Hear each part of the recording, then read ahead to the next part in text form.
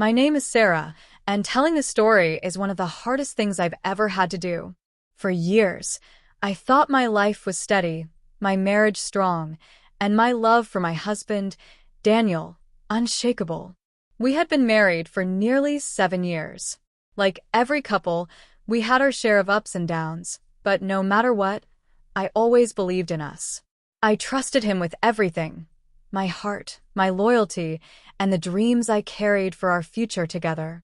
But what I didn't realize was that trust was slowly unraveling behind my back. It began with small things. Daniel grew distant. He spent late nights scrolling on his phone, quickly hiding messages when I walked into the room. Suddenly, he needed to work late far more often than before.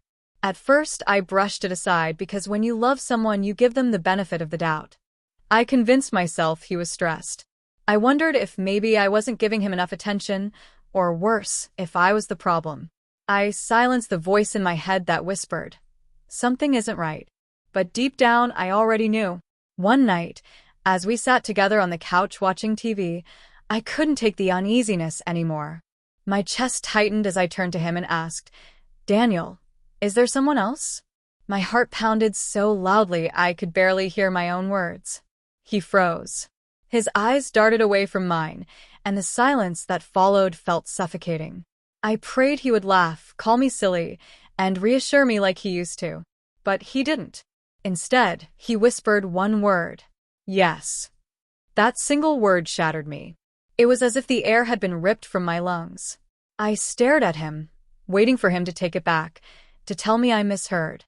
But Daniel just sat there, eyes fixed on the floor, unable to look at me. I asked who she was.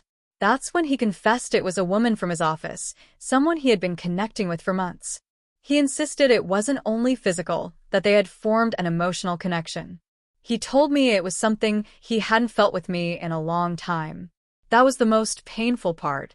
Not just the betrayal itself, but hearing him say he loved her in ways he no longer loved me. I had given him my best years, my loyalty, my everything, and in return, he gave his heart to someone else. But here's the complicated truth. As furious and broken as I was, part of me still loved him. Love doesn't vanish the instant someone hurts you. Memories of our first date, our wedding day, and the countless nights we stayed up dreaming about our future came flooding back. My heart was torn between rage and longing, between walking away and holding on. The weeks that followed turned our home into a battlefield of emotions. Some nights we screamed at each other until we were hoarse. Other nights, we lay in the same bed, backs turned, crying silently, unable to close the chasm that had opened between us. And sometimes, there were tender moments when he reached for my hand, or when I caught myself staring at him, wondering if forgiveness was possible, if things could ever be what they once were. I began asking myself questions I never thought I'd face. Do I fight for us? Do I walk away? Do I let go of the man I once believed was my forever? I realized that forgiveness isn't a switch you flip. It's not about forgetting. It's about deciding whether you can live with the past, whether you can rebuild trust brick by brick, knowing the cracks may never fully disappear. And then the story shifted. Daniel insisted he didn't want to lose me. He said he ended things with her. At least, that's what he claimed. He begged me to go to counseling with him, to give our marriage another chance. Against the advice of nearly everyone around me, I agreed. Not because I was weak, not because I couldn't live without him, but because I needed to know for myself whether love could survive betrayal. Therapy was brutal. Sitting across from him, hearing him explain why he strayed, cut me deeply. He said he felt unseen, that our marriage had become routine, that he longed for the spark we had lost. His words hurt because I had felt those same things too, but instead of straying, I stayed. I kept hoping we would find our way back to each other. Slowly, painfully, we began to unpack years of neglect, unspoken resentment, and unmet needs. There were days when it felt like progress, days when I thought, maybe we can survive this. And then there were days when the weight of betrayal pressed so heavily on me that I wanted to give up. Here's the truth. Even now, I don't know if we'll make it. I don't know if I'll ever fully forgive him, or if her shadow will always linger over our marriage. But I do know this. I discovered strength within myself that I never knew existed.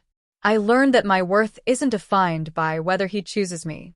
And I realized that sometimes asking the hard questions, even when you're terrified of the answer, is the only way to find the truth. So, if you're listening to this and you've ever questioned your partner, trust your instincts. Don't ignore the signs. And if you gather the courage to ask that question, be prepared for the answer. It may not be the one you want, but it will be the one you need. That night, when I asked, "Is there someone else?" I thought I was opening the door to clarity. What I didn't know was that I was stepping into a storm that would change me forever. And maybe, just maybe, that's the kind of truth we all face at least once in life. Not because it's fair, not because it's easy, but because it forces us to grow in ways we never thought possible.